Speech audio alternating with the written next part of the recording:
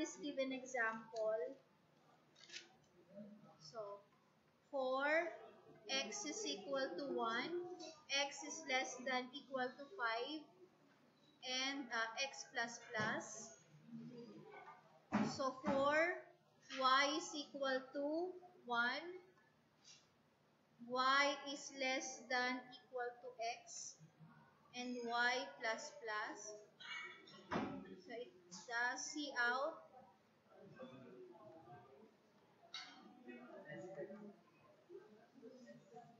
And C out and line. Okay, question. How many statements do we have in this given snippet? Ilang statement meron siya? Ha? Yung main. Ilang statement siya? Ilan? Isa, dalawa, tatlo. Isa lang. Ano yon? Yung looping statement lang siya, di ba? Looping statement. So, yung looping statement, meron siyang true statement. Nasundan? So, ang syntax nun, you have for, whatever the syntax, and then you have the statement. Correct? Tama ba? So, yung statement na to, meron siyang, so within the for, within the looping statement, ilan merong statement yon? Within the looping statement, within the outer looping statement, ilang statement meron siya? Dalawa. Isang inner loop at saka yung C out, di ba? Pag isa lang, ibig sabihin wala tong bracket, tapos yun lang yung loop, di ba? So ibig sabihin, you only have one main statement. Pag sinabi mo main statement sa main program mo, yun yung statements. Ano lang ba meron sa statement? Assignment statement, ano pa? Assignment yung may expression, input statement, output statement, looping statement, conditional statement, di ba? So in this case, ano meron ka? Looping statement. Within the looping statement, you have the statement. Yung true statement. Ano yung true statement for that? Yung dalawa, yung for, yung inner loop, at saka yung output statement for the end line. Nakukuha. Okay. So who would like to simulate ng output nito? What do you think will be the output for this? So, ito, meron lang siyang one statement, yung conditional statement. Itong part na to, yan yung true statement ng loop. Diba? Part siya nung looping statement. Nakuha nung outer loop statement. So, ano yung output nito? Square? Paano? Ganyan? Square? Ganon? Ganyan? Puno? Puno nga. Time natin. Basta ganon. Tinamad na ako. So, asterisk lahat yun hanggang ganon. Tama ba? Are you sure? Simulate natin. So, meron tayong x at meron tayong y. Tama? So, yung x natin will be the outer loop. Ano yung value ng x natin? That is 1. Okay? And x is less than equal to 5. Correct? So, ito yung outer loop natin. Ito yung outer loop. Ito yung inner loop. Correct? Ito yung outer loop. Ito yung inner loop. So, baliktad. So, we have x. We have y. Ito yung 1, 2, 3, 4, 5. Tama? Ito yung 1, 2, 3, 4, 5 supposedly. So, if x is equal to 1, x is less than equal to 5, ano yung mangyayari? Maglulup siya ng maglulup. Okay? Kailan siya lang siya mag-exit ng loop if that is greater than 5. Okay? So in this case, so since x is equal to 1, pasok siya sa loob ng inner loop. So y is equal to 1, y is less than equal to 1. So y is 1, y is less than 1. Less than equal to 1. True or false? True. So you have output yung asterisk. Then what will happen? Y plus plus becomes 2. Tama? So 2 less than equal to x. True or false? So 2 less than equal to 1. True or false? So false. So pag false, ano yung mangyayari? i-increment ay i-output niya ba yung x? Hindi. What will happen, yung next statement, ano yung statement? End line. So, puproceed siya sa next line. Nakuha? Nasundan? Then, x plus plus, ano yung magiging value ng x mo? 2. Okay? So, this time we have, again, babalik siya sa inner loop na y is equal to 1 is 1 less than equal to x. Less than equal to 2. True. So, anong gagawin? Mag-output. So, increment y, magiging 2, tama? Is 2 less than equal to 2. True or false? True. So, mag-output ng asterisk, tama? So, y plus plus becomes 3 is 3 less than equal to 2. False. So, pag false, ano yung mangyayari? End line, so next line. Nakuha? Then, x plus plus becomes 3 and y again becomes 1. Is 1 less than equal to 3? True. Therefore, output siya ng asterisk. So, increment y plus plus becomes 2. 2 less than equal to 3? True. Output ng asterisk, y plus plus, ano yun? 3. Is 3 less than equal to 3? True. Mag-output hindi. Output ng asterisk, so y plus plus becomes 4. 4 less than equal to 3? False. So, exit. Next line. Nasundan? So, alam nyo na yung mangyayari. So, ibig sabihin, nag-output siya ng asterisk na ganyan. Right triangle. Isa-simulate ko pa ba? Hindi na. So, this time, ano yung gagawin natin? I-implement natin siya using the assembly language. Ma'am, C++ na lang. Okay, so, conversion ng this value to, from this to this one. So, in this case, ano yung meron? Ayan ko lang.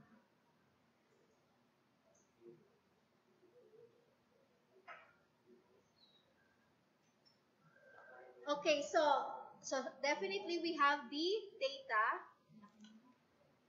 Kita nyo na naman, no? So, we have here the data.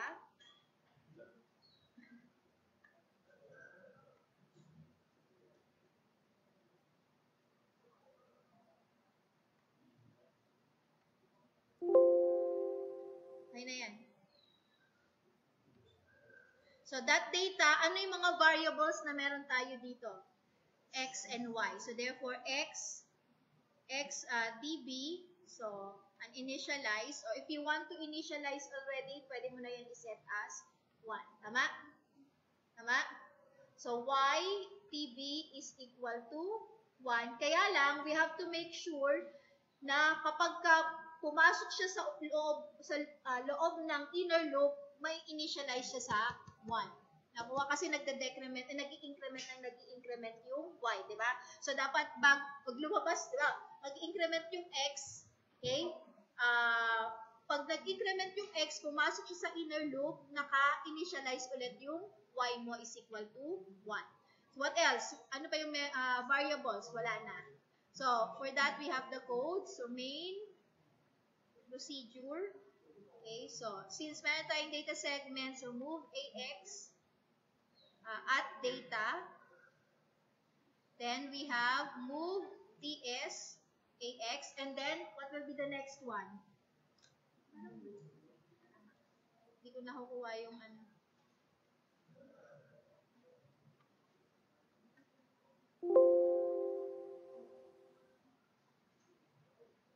Mabago naman, di ba? Ayan. Okay, so in this case, ano na gagawin ko? So, mag-start na tayo ngayon with the x is equal to 1, correct? Right? So, in this case, x is equal to 1. So, since ito ay na-initialize na as 1, so kung alimbawa ito ay unknown, so pwede nyo initialize yung move x is equal to 1. So, kung uninitialized siya. And then, what will be the next one? So, compare x against 5. Ano yung condition para mag-exit siya ng loop? It should be greater than. So, jump if greater than, okay, what will happen? Mag-exit. Exit siya ng outer loop. Okay? However, kung yan ay true, what will happen? I-initialize niya ngayon yung y is 1. Okay? So, kailangan ma-initialize mo yung y is 1 every time na papasok siya sa inner loop. Nasundan? Okay, then what will happen? So, compare natin yung value ng y against x. Valid ba to? Value ng y against x? Hindi pwede, kasi memory to memory yan, di ba? So, ano yung gagawin natin? Ilalagay natin muna siya sa register. So, in this case, so move AL, whatever yung value ng x, and then tsaka natin i-compare si y with AL. Sundan? So, valid instruction na. So, in this case, ano yung condition dito para mag-exit siya?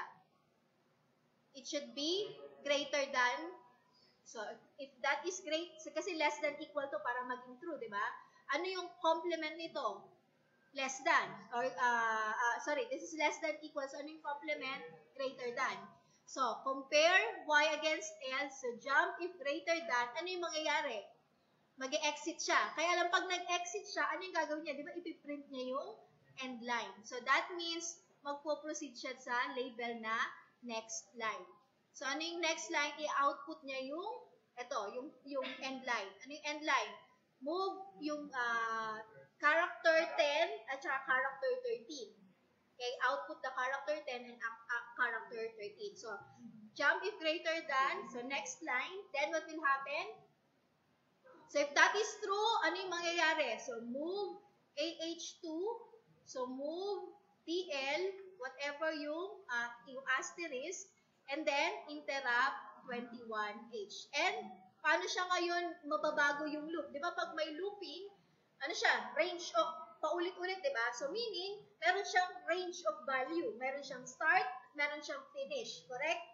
So, eto, ano yung start niya? Starting from 1, ending with 5. Paano mo marireach yung 5? So, yun yung way, yun yung control. How are you going to control yung loop? So, ano yung magko-control ng loop? Yung value ng, in this case, yung value ng y. Diba? Yung value ng y. Kasi y is less than equal to x. Tama? So, this means i-increment natin yung value ng y. Nakuha.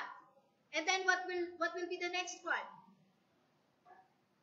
Kasi looping siya, so dapat bumalik siya dito sa loop na to. Sa pagko-compare ng, since nagbago yung value ng y, ano yun to? From 1 becomes 2, i-compare niya again yon dun sa is y less than equal to x. Tama?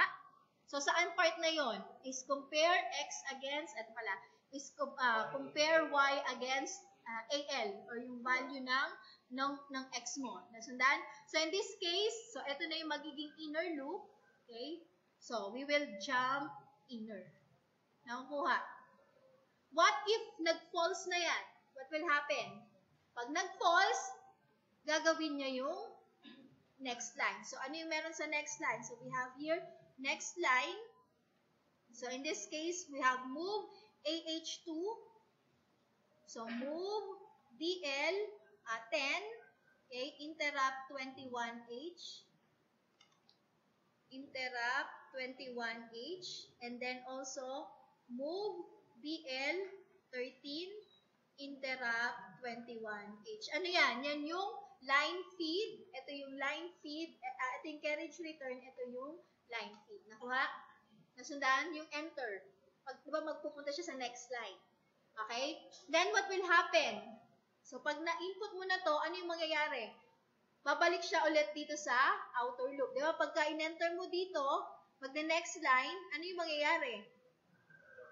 Babalik siya, i-increment mo yung value ng x. Di ba? So, in this case, increment the value of x. Kasi nasa loop siya, paano mo marireach from 1 to 5? Dapat baguhin mo, may control ka to change yung from start to finish. So, ano yung magko-control nun? Yung x. Okay, so in this case, to control that, x must be incremented. So, increment x, and then, what will happen? You again compare x against 5. So, jump, ano yun? Sabihin na lang natin yan ay outer. So, saan yung outer? So, ito yung outer. Nakuha? Outer loop. Nasundan? Okay, then after which, tapos na ba tayo? So, syempre, kailangan niyang mag-exit. So, kailan siya mag-exit? Di ba, meron siyang exit dito. So, ano yung label ng exit natin? So, alam naman natin yan. So, move AH for CH, interrupt 21H. And of course, you have main, NP, and N. Okay, so,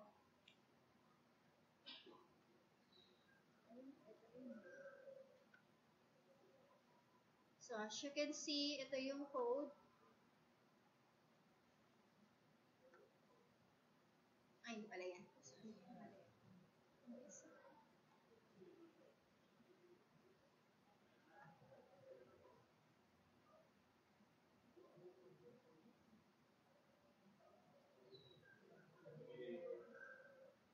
Okay, so, ito yung code niya. Initialize, compare x against 5, jump if above, okay, so exit. So, mag-initialize siya lagi ng y is to 1, and then you have the inner loop, okay, and so on. But in this case, ang ginamit ko is yung AH9, line feed carriage return. Ano yung sa line feed carriage return? So, line feed carriage return, di ba yung ASCII character 10, ASCII character 30? Nakuha? Nasundan? Okay na. So, yung next example,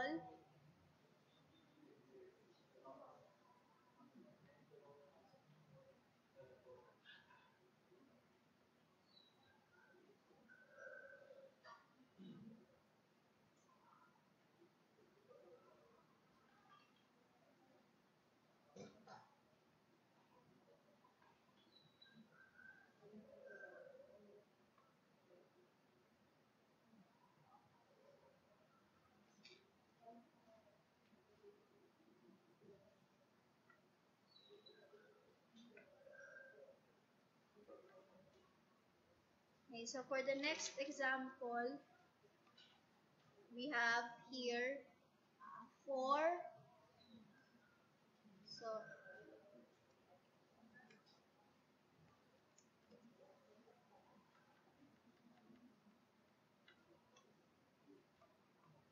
for x is equal to 5, x is greater than greater than,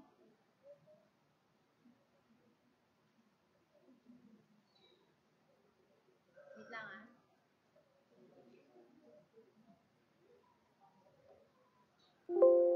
So, for x is equal to 5, x is greater than equal to 1, and x minus minus.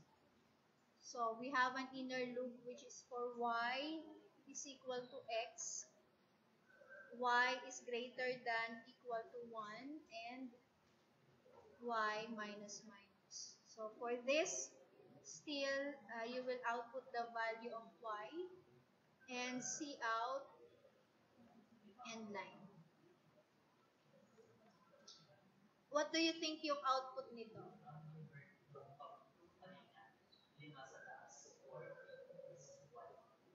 So, paano? Ganyan. So, 5. So, x is equal to 5.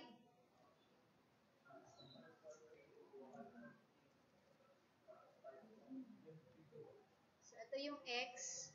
Start tayo with 5. Diba? And yung y, mag-start tayo with 5 din. Tama? Right? Kasi y is equal to whatever yung value ng x. So, y is greater than equal to 1.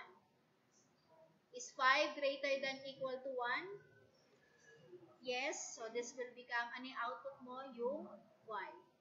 Then, y minus minus becomes 4. Okay? Is 4 greater than equal to 1? Yes. So, therefore, output 4. Then, y so becomes 3. Okay? Then, so, 3.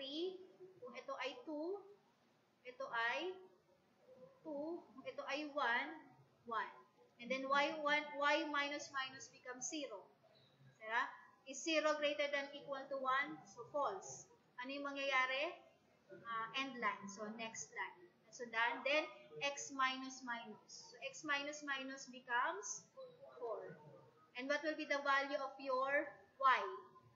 Y is equal to x, which is 4. X is 4, so therefore, y is equal to 4. Tama? Is 4 greater than equal to 1? True. So, i-output niya yung y. Tama? Then, y minus minus becomes 3. Correct? Is 3 greater than equal to 1? True. So, i-output niya yung 3. Y minus minus becomes 2. 2 greater than equal to 1? True. The output niya yung 2. Y minus minus becomes 1. So, valid, output niya yung 1. Becomes 0. Tama? So, exit ng loop. Pag nag-exit, next line. Okay, right? Next line. So, pag next line, so x minus minus becomes 3. So, therefore, y is equal to 3. Is 3 greater than equal to 1? True. Output mo yung y, so that becomes 3. So, y minus minus becomes 2. Greater than 1, greater than equal to 1. So, output, y minus minus becomes 1. Tama? 1 greater than equal to 1 is true. Kaya output yung y. So, y minus minus becomes 0. So, 0 greater than equal to 1 false. Therefore, end line. So, next line. Correct? Then, x minus minus becomes 2. So, y is equal to x. Ano yung value ng y? 2. So, is 2 greater than equal to 1? True. Therefore, output, so that is 2. So, y minus minus becomes 1. Tama? Tama ba? Tama. 1. So, 1 greater than equal to 1, that is true. So, output. 1 minus minus becomes 0. 0 greater than equal to 1 is false. So, next line. Tama? Then, x minus minus, x is equal to 2. So, that will be 1. Correct? So, y is equal to x. So, y is equal to 1. Is 1 greater than equal to 1? True. Therefore, output niya, y minus minus becomes 0. Kaya output niya, next line. Next line siya. Pero, ito ay x minus minus. So, wala na siyang i-output dito. Exit na siya ng loop. Nakuha. Okay. So, for that, ano na gagawin? So, that data, ano yung values natin? So, meron na tayong line feed carriage return, TB, 10, 13, and, yan. So, x, TB, ano yung initial value niya? Okay, so, in this case, since ASCII character yung gagamitin natin, so, pwede na natin i-initialize yun as ASCII character, di ba? Right? And then, yung y natin, okay, so, y, db, initialize natin siya. So, uninitialized value. So, for that code, we have, so, main procedure, so, move ax at data, so, move ds ax. So, ano na yung susunod natin dito? So, since x is already initialized to 5, ano na yung susunod natin? So, compare x against ASCII character 1. Okay? If greater than equal, true yan, diba? So, paano siya magiging false? So, jump if less than. Ano yung mangyayari pag less than? Exit na. Tama? Exit. Sundan, exit na siya ng loop. Pero kung yan ay true, papasok siya sa inner loop. Ano yung meron sa inner loop? Tingnan nyo, y is equal to whatever the value of x. So, that means, i-move natin yung AL, yung value ng x sa AL, and then i-move natin sa y, whatever yung value ng AL. So, then, okay. So, in this case, what will be the next thing? So, compare y against 1. Paano siya magiging false? Less than. Right? So, jump if less than. Ano yung pag less than to, ibig sabihin, exit siya ng inner loop, right? So, pag nag-exit siya ng inner loop, ano yung gagawin niya? Mag-next line. So, jump if less than, you have the next line. Okay? If true, ano yung mangyayari? Output niya yung Y. So, move AH2. So, move BL, whatever the value of Y. So, interrupt 21H. Nakakasunod ba? So, interrupt 21H. So, interrupt 21H. So, in this case, so, in-output na natin yung Y. What will be the next thing? Decrement yung Y. So, decrement Y. And then, papasok na siya dun sa loop. Paano siya papasok sa loop? Jump natin siya sa inner. Ano yung inner? Compare natin yung Y against 1. Tama? Nasundan? Okay. So, saan yon? So, compare, saan yon? Compare 1. So, ito yung inner. Okay? Then, what else? So, we have here the next line.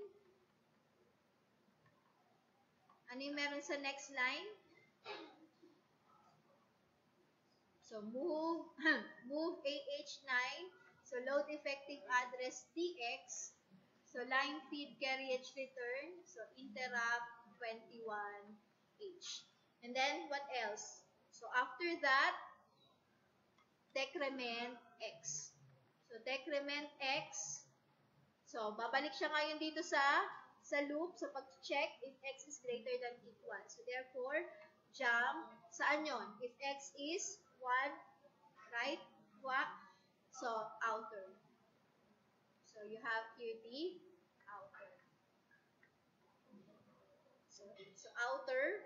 Then, what else? Of course, lastly, we have the exit. Exit, which is move AH for CH, interrupt 21H. Yes, may question ba? Okay. Interrupt 21H. And we have main, end P, and end. Okay, so let's see.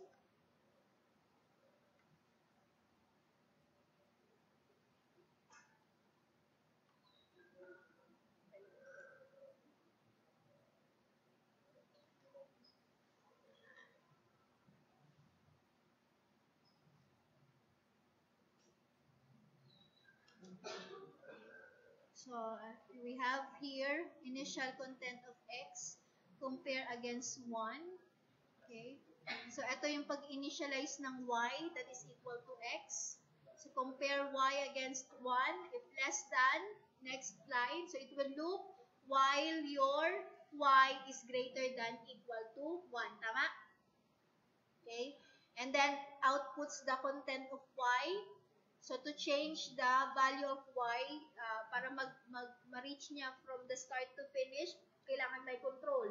Ano yung control? Yung value ng Y. So, in this case, we decrement the value of Y and then evaluate again if it is within the range. Okay? May question? Wala.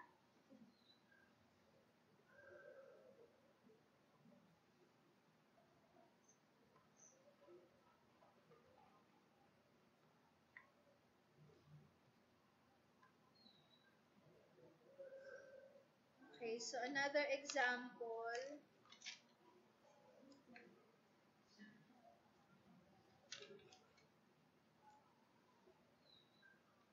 So, if T is greater than equal to 1, and D is less than equal to 15, and M is equal to, natatandaan nyo to? Sa laboratory to, di ba? Okay. Ano yung gagawin? C out is equal to freedom. Okay. Otherwise, so else if D is greater than equal to 16 and D is less than equal to 30 and month is equal to 11. So, this time, isi-see out mo, also stay. Ano yan di ba? June 1 to 15, di ba? June 12 yun. Independence Day. So, freedom. And then, November 16 to, ay mali nga ang date, 16 to 30, All Souls Day. Wala lang. So, All Souls Day. So, yun yung ano doon, yun yung idea doon. So, anyway, so how are we going to implement this? Now, so take note, kapag ka meron kayong if statement, okay, if statement, halimbawa, if operator is equal to plus, diba? Equal to plus. If operator is equal to plus, may addition, diba? So, if. Ito, else if operator is equal to minus, may gagawin siya, diba? So, how are you going to implement this? So, i-compare mo whatever yung value ng operator with the value of plus. So, jump if equal, yun yung add. Nasundan? So, meaning, yung true statement mo is the valid statement. Nakuha? Nasundan? Kapag kayan ay if, conditional statement, if statement. Nasundan? Ibig sabihin, may choices ka. If A, so, choice 1, choice 2, choice 3, choice 4. So, ito yun. So, bawat compare mo will be the choices. Nasundan? So, compare of, that is plus. If equal, punta ka din sa valid function. Okay? So, compare operator minus, okay? Jump if equal, punta ka sa din sa valid function. Nakuha? Nasundan? So, which means, in terms of OR operator, or, kasi parang OR to eh, plus, or minus, or multiplication, or division. Di ba? OR operation siya. So, kapag ka OR, yung next statement ng compare, okay, the true statement will be the valid statement. Nasundan? So, what do we mean by valid statement? Equal. Di ba? Valid statement siya. Nakuha. Okay. So, in this case, kung mapapansin nyo, hindi siya OR. Paano nyo pa i-write ito? Di ba? Pwede naman siyang if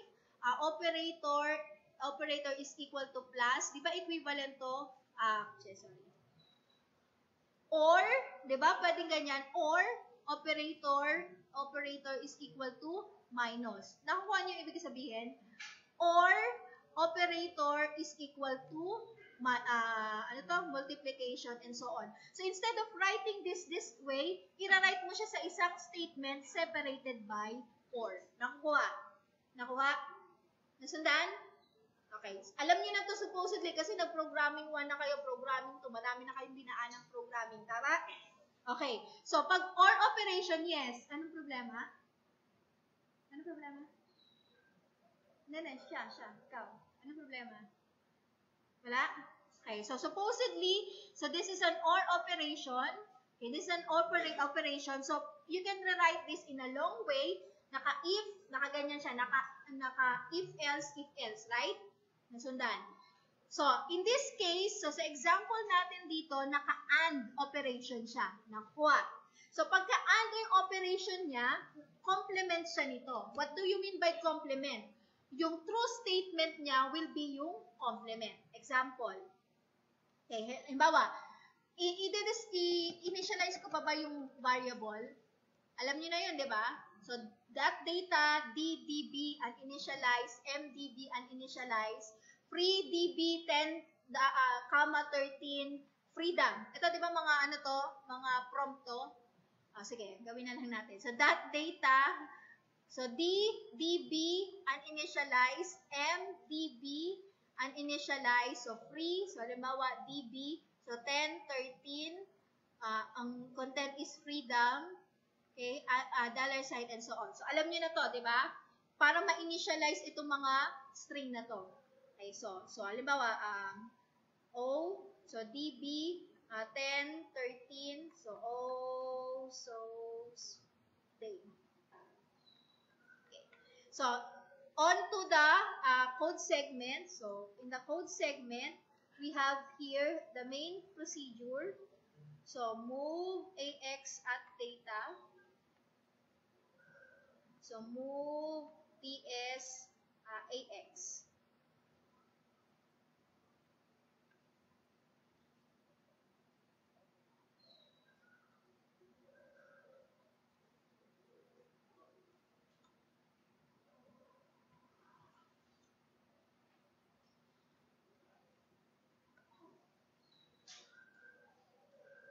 So, in this case, saan tayo mag-start ngayon ng program natin?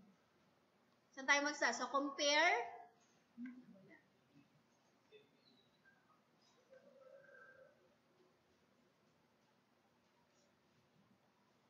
So, here, so compare D against 1. Tama?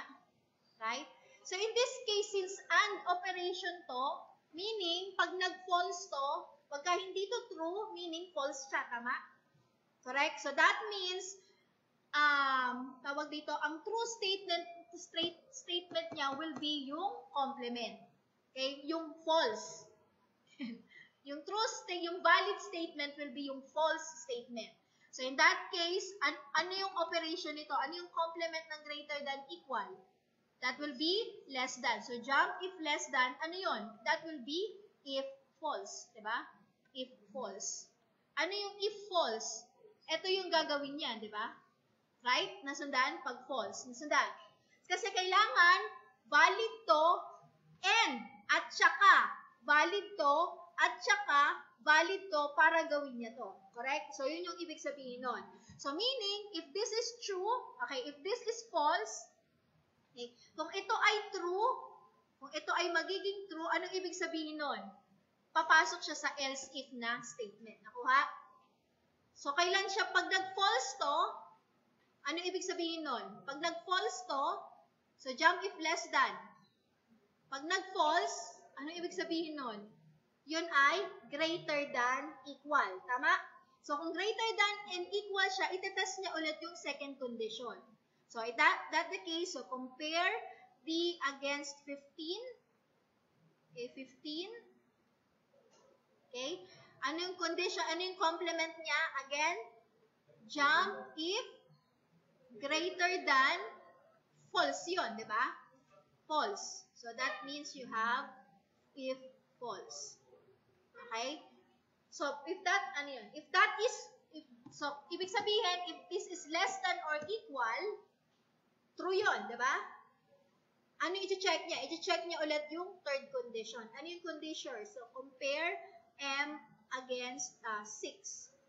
So, ano yung complement nito? Jump, if not equal, that means yun ay false. Nakuha nyo?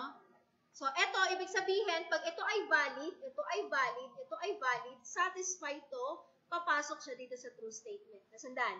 So, this one, it makes the statement valid. Nakuha? Okay. So, yun yung AND operation. Ibig sabihin, pag susunod-sunurin nyo yung true statement niya. Nakuha? So, usually, saan nyo ito ina-apply? Sa range. Ano yung range? Diba, gusto nyo gawin, i-identify kung yan ay number. Number. Ano ba yung number? From 31 to 39. Diba? So, compare AL, 31. If that is greater than equal, number yun, diba? Okay? If that is less than, special character siya. Nakuha nyo? Okay, so, ganun yung concept niya. So, in this case, so this is true. So, this is false, which makes it valid. So, this is false. This is false, which makes it valid. Ano yung gagawin? So, move AH9. So, load effective address TX, whatever yung memory location ng freedom. So, free interrupt 21H. Nakuha. Nasundan? Then, what will happen? Tapos na ba itong instruction na to? Hindi. Pitin yan. So, dapat pag natapos to, magja-jump siya sa exit. Diba? Kailangan mag-exit siya. So, you need to go to the exit. So, ano yung exit? Move AH 4CH. Okay, 4CH interrupt 21H. Okay? Then, ano pa? So, kailangan natin gawin if that is false. So, if false, so, under ng if false, parang ang pangit ng ano ko ngayon. If false, ano yung gagawin pag false? So, i-check niya ulit to. So, compare D against 16. Okay? Ano yung magiging condition? Jump if less than, ano yun? What will happen if that is less than? Saan siya mag-jump? Exit. Kasi false na yun, di ba? So, mag-exit na siya. Okay? Ano pa yung, if this is false, which means, yan ay greater than equal to 16, i-check mo yung second condition. Ayun yung condition. Compare D against 30. Okay? So, jump if, so if that is less than equal, so jump greater than, so exit. And then, again, yung last condition, so compare M against 11. So, jump if not equal, ano yung mangyayari? Not equal.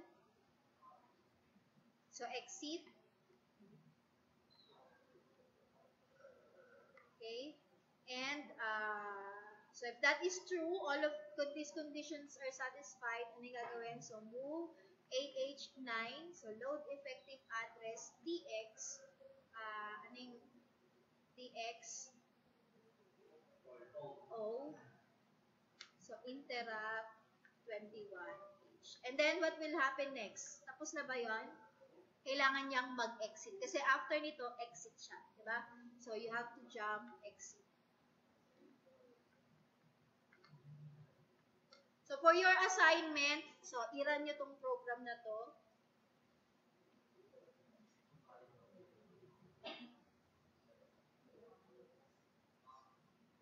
By the way, Friday will be your quiz number 2.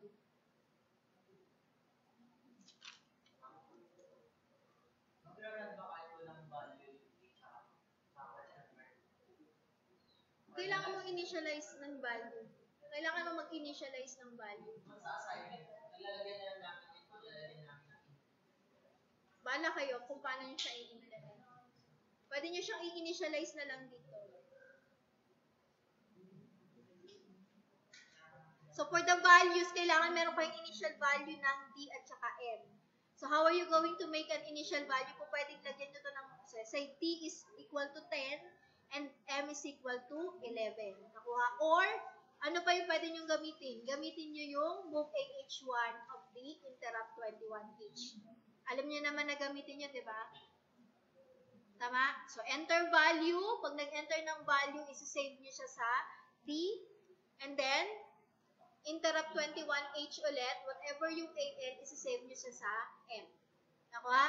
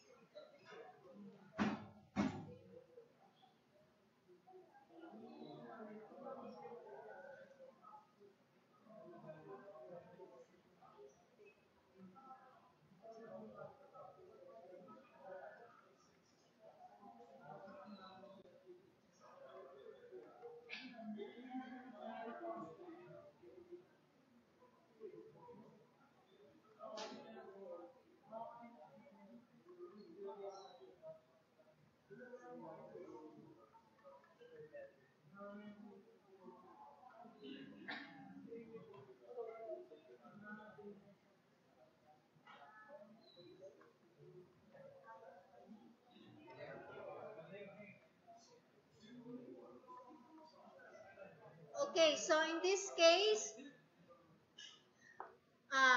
so for that data, ano ba to? So, ano mga variables natin? So, num, TP, uninitialized, so, CH, TP, uninitialized, so, again, TP, so, 10, 13, so, we have again, Yun lang, no? At saka noun. Okay. So, for that code, so main procedure, so move AX at data. So, move TS, AX. So, this time, mag-i-input tayo ng value. Lagyan natin ng enter. So, enter DB. So, enter value. Okay.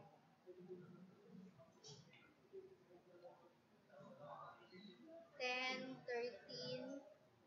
So, enter value. So, in this case, so, ilan yung value na i-enter natin? Dalawa, di ba? Tama ba? So move so mag-enter tayo ng value which is move AH9, so load effective address DX, enter, so interrupt 21H. So this time, enter tayo ng value, so move AH1, so interrupt 21H. So, whatever yung inputted value, isa-save natin. Tama? So, move. So, let's start with the num. So, since num yan, ang ibig sabihin nun, isa-sub natin yung AL with 30H kasi number. Nasundan? And then, tsaka natin i-move sa num whatever yung content ng AL. Nakuha? So, this time, again, mag-i-input tayo ng another value. So, move AH9. So, load effective address TX. Enter.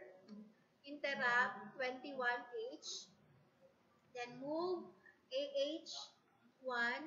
Okay, so, load effective address. Mali pala. Move AH1. So, interrupt 21H. So, this time, i-move natin saan? So, CH yung content ng AL. So, now we can now proceed dito sa condition na to. So, in this case, you have compare num against 10. Ayan. Yan, naka-if yan, di ba? Naka-or. Which means, yung next statement mo will be yung true statement. So, at this time, so jump if less than equal, ano yon? This will be if true. Nakuha? If true. So, since or to, or, pag ito false, pag ito yung taas ay false, i-check niya kung CH is equal to A.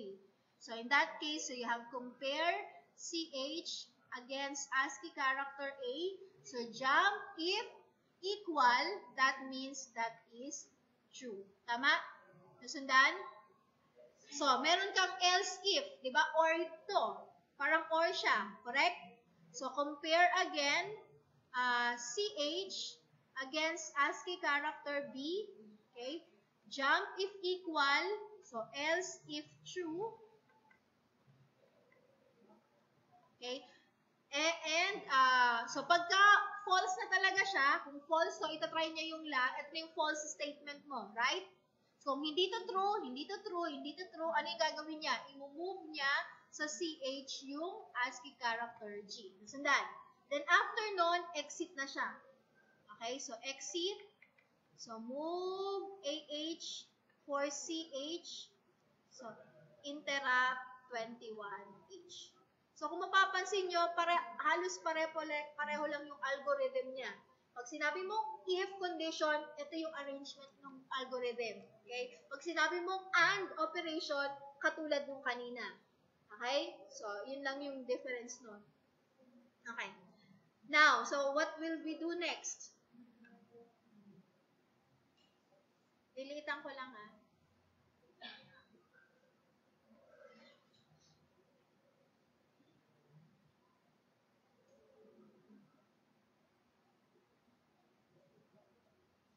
So, in this case, what will be the next operation? Ano yung susunod? Yung if true. Ano yung nangyayari pag if true? Ano yung gagawin pag true? While condition. Okay? So, in this case, so compare CH against A. Okay? So, jump if exit to, di ba? So, jump if not equal, ano yung mangyayari? Pupunta siya sa exit. If that is equal, ano yung gagawin niya? Ano yung gagawin niya? So, move AH9, so load effective address TX, whatever yung gain, okay, interrupt 21H, and then what else? Mag-i-input siya ng bagong value ng CH, which will change. Yun yung magde-determine kung papasok siya ulit ng loop or hindi, di ba?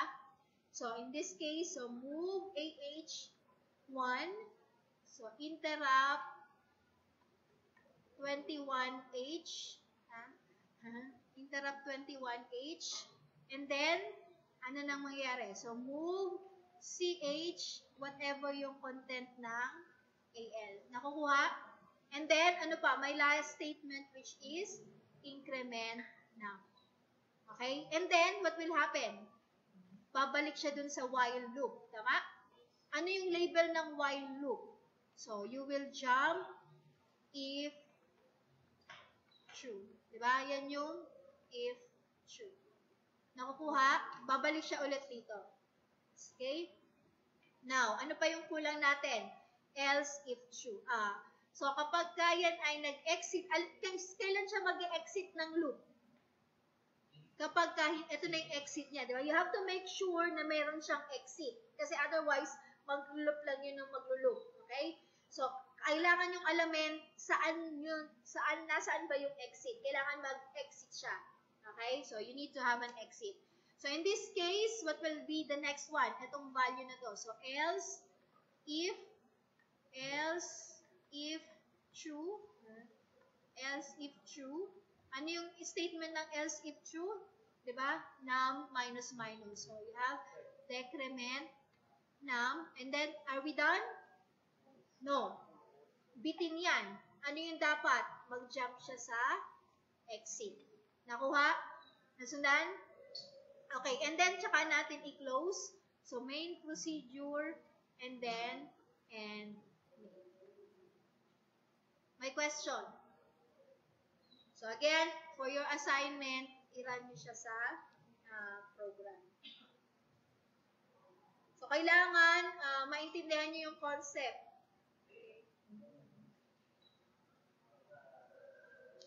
Okay, last example.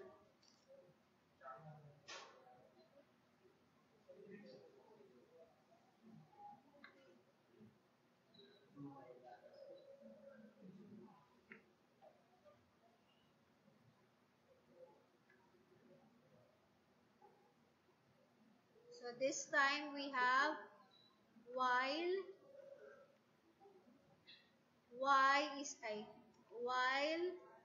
x is not equal to 5 and z is less than 10.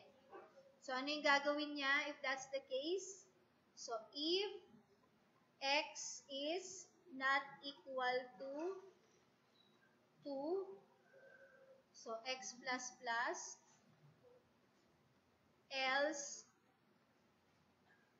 z plus plus. So, hindi ko na ilalagay yung data segment ha. Alam niyo na yon. Okay, so mag-start na ako dun sa code segment. Dun sa code proper. Nakuha?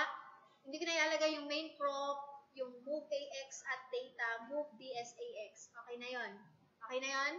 So, saan na tayo mag-start? Dito na mismo sa condition. So, compare x against 5. So, since ito ay while statement, ano yon? Yung true statement will be yung exit. Tama? So, paano siya magiging true statement? Paano siya mag-exit? Jump if, kailan siya mag-exit? If that is equal. Okay? So, if equal, that will become exit. Kaya lang, as you can see, naka-and to, diba? So, which means, magkasunod dapat. So, compare z against 10. Kailan siya mag-exit? If that is greater than equal. So, jump if greater than equal, anong gagawin niya? Exit siya. Tama? Nasundan? Okay. So, kapag yan ay true, so, true to, ano yung gagawin? May conditional statement. So, ano yung conditional statement? So, compare x against 2. Okay? So, ito, ano siya? Or siya, di ba? Or. So, paano yung or? Jump if not equal, ano yun? If true. Nakuha? Nasundan? Right? Okay. So, pagka false naman, ano yung gagawin mo? I-increment mo si Z. Increment mo si Z. Tama? Okay. So, what will be the next thing? Ano yung mangyayari? So, kung false siya, what will be the next one? Kailangan mabago mo yung control. Ano yung control? Yung X at saka yung Z. Correct? So, since within this operation, na-change yung Z mo is na-change. Tama? Nasundan? What will happen? Saan siya magbabalik? So, mag-jump siya sa looping statement. So, jump siya sa while. So, this is the while. Nakuha? Okay? Now, in this case, meron tayong if true. So, if true, ano yung gagawin? Increment x. And then, di ba, part pa rin siya ng looping statement. So, therefore, kailangan niyang bumalik sa while. Nasusundan? So, pagka na-evaluate niyo na yung lahat ng operation, while, naintindihan niyo naman, no?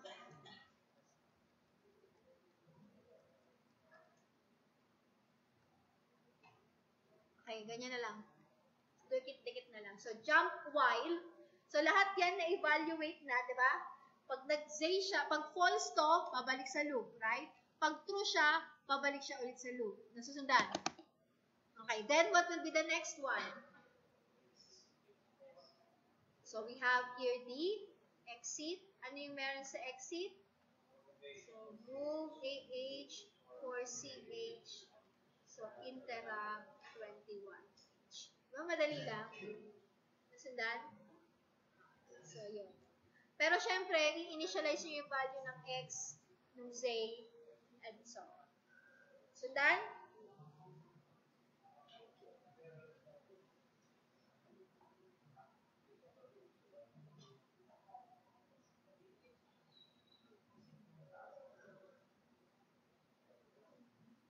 So, may question ba doon? Wala. Now, eto, hindi ko na, di ba meron kayong, ano yung output nito? Saan yung output nito? Ito yung sa laboratory, mag-enter ka ng value. So, 9, 8, 1. Pag in-enter mo, ika-count niya yung add, at i-output niya yung index ng event. Tama? Ilan yung add numbers niya? 9 is add. Tama? Add ba to? Yes. So, 1, add to, 2, 3, ano pa? Ito hindi, di ba? So, 5, 4, and then 3, so 5. So, add number is 5. Yung even number, sasabihin niya yung index. So, index 0, index 1, index 2, index 3, even number, tama? Index 4, and index 5. Nakuha? So, index 3 and index 5 are even numbers. So, in this case, ang ginawa ko, kasi di ba, isa-save, para i-output mo na yung indexes, nilagay ko siya sa memory location. So, ito yon. Asa na nga ba yun? Ito, yung element, yan yung data structure ng lahat, the data structure for the index. Okay, what are the index? Remember, you have index 3 and index 5 here. Ito, index 3 and index 5, it is located in a memory location in a data structure LM. Okay, in the table LM. So, whatever value is that, ito na yung index mo. Kasi another implementation of that is you will use yung base plus index, yung SI at saka TI. Tama? Kaya lang, ang problem ng SI and DI, ang DI is what? Word. Diba? Word siya. So, may gagawin pa kayong preprocessor para makuha nyo lang yung byte niya. Nasundan nyo. So, in this case, what I did is, whenever naging input ako, kina-count niya kung ilan yung input ko, plus ina-assign niya na yung index. Okay, so, ito yung mga variables. Okay, so, save.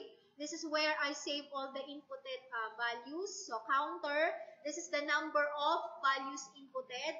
So, index is the index number. Add, that's the add counter. And even, that's the even counter. Okay? Now, so in this case, saan naka-base yung even counter? Dun sa sinave kong index. Diba? Whenever nagsisave ako ng index, kinakount ko yung even. Okay, so in this case, so eto yon. Anong role nito? Nag-output lang siya ng enter values. Ito, move AH2, ina-output niya yung space. Okay, AH1, nag-enter ka ng value.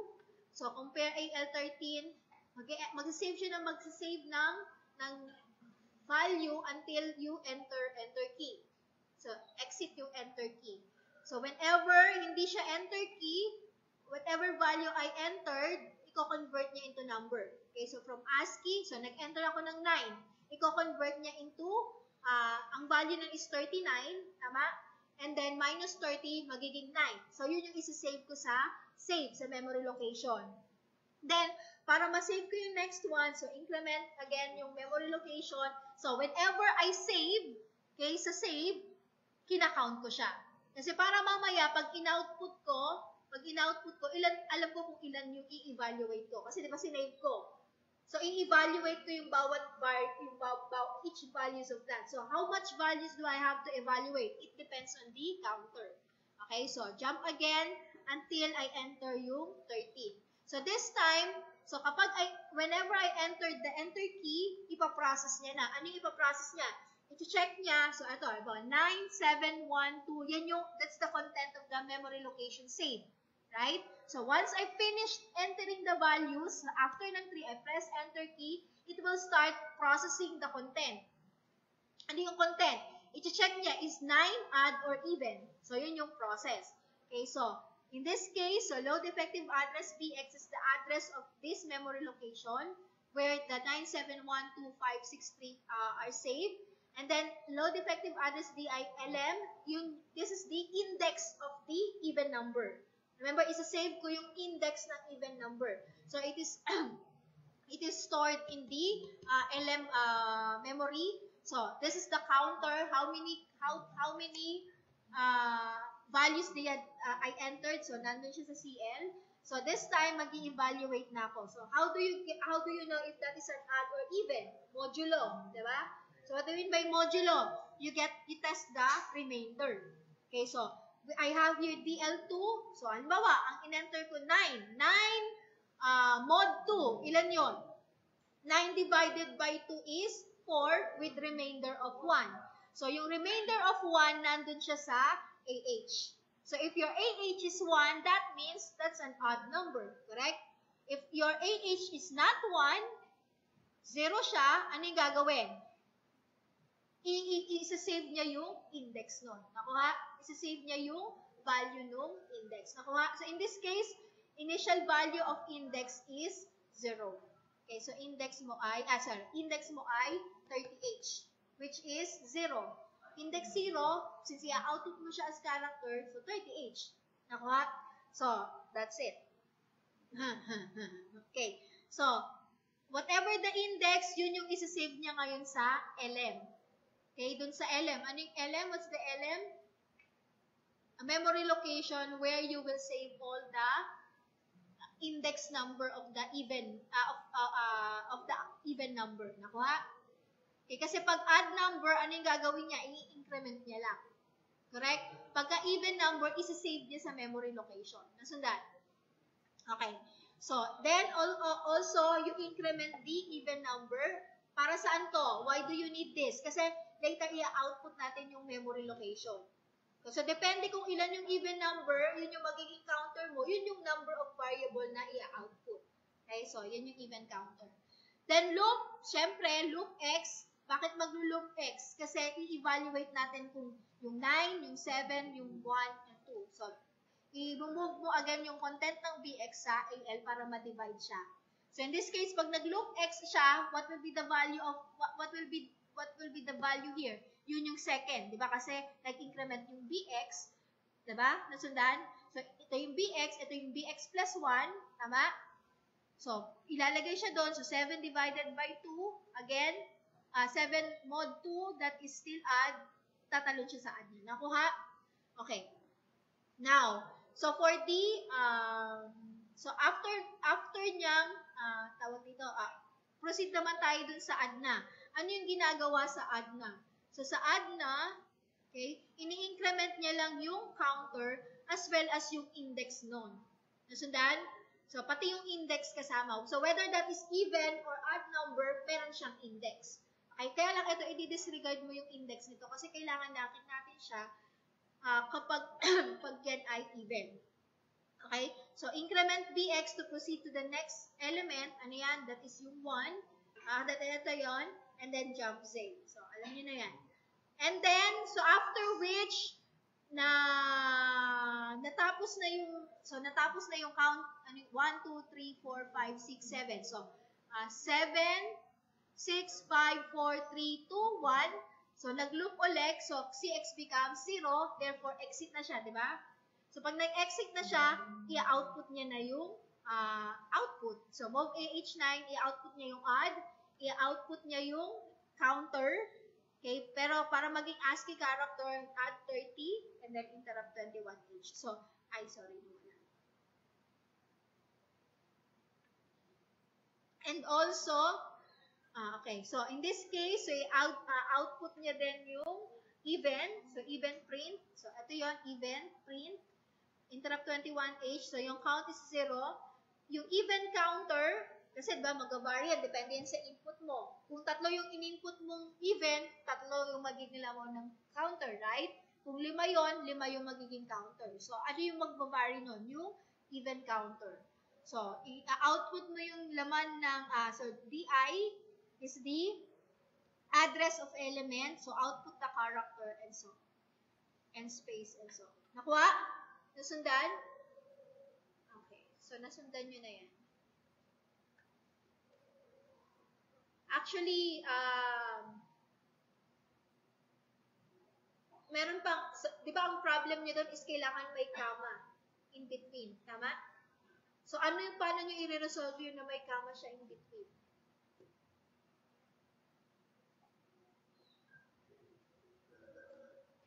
Meron na ba?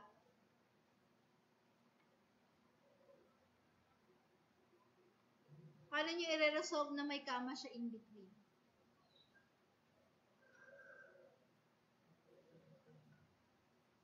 Isa-save nyo muna lahat ng laman. Okay? Tapos, separate yung pag-output nung content. Try ko kung natapos ko.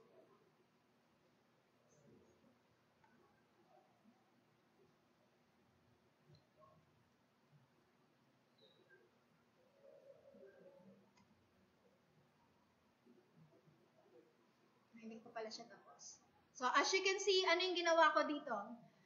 In-enter ko muna siya using yung move AH7. So, ibig sabihin, hindi mo makikita yung in-input mo, di ba? Tama? Sinave mo muna siya sa memory location ng BX.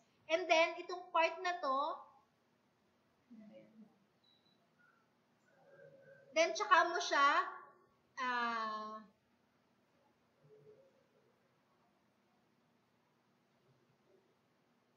siya, in-output. Ito. Itong part na to, tsaka mo siya in-output.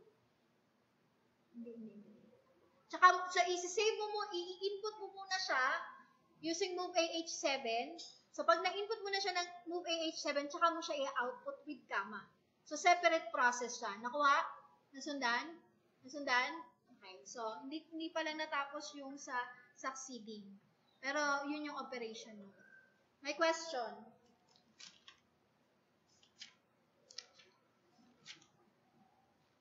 Wala na, tapos na. Okay na. So, Friday will be quiz number 2. Coverage is instruction set and C++2. ALP.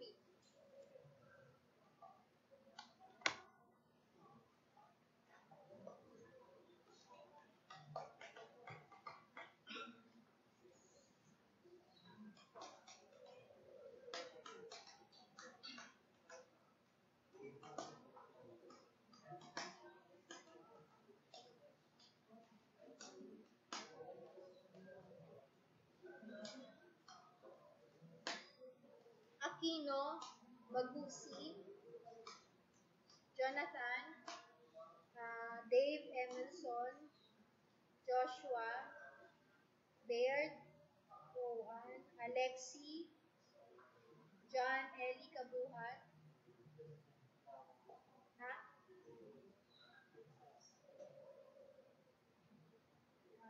Kim, Miguel, Ian Kyle, wala.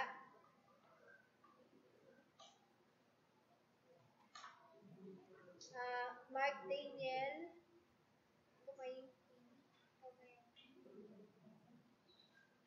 Luisa, Renz, Regina, Hazeline, Ahmed, Jerome, Leonard,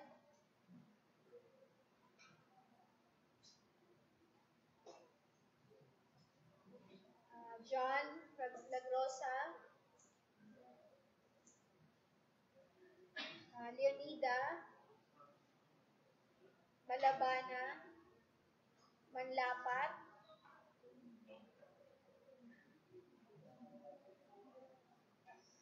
Medina, Merina, Mingwa, Orense, Pakibol, Pictain, Radino, Raimundo, Rehencia, Rodriguez, Juana, Santa Juana, Talavera, Kim, Dominic, Torabago. Ano to ka nangyari kay Aubrey? Triviana, Tuazon, Villanueva. Do you have any questions? So, okay, so if you don't have any questions, you may.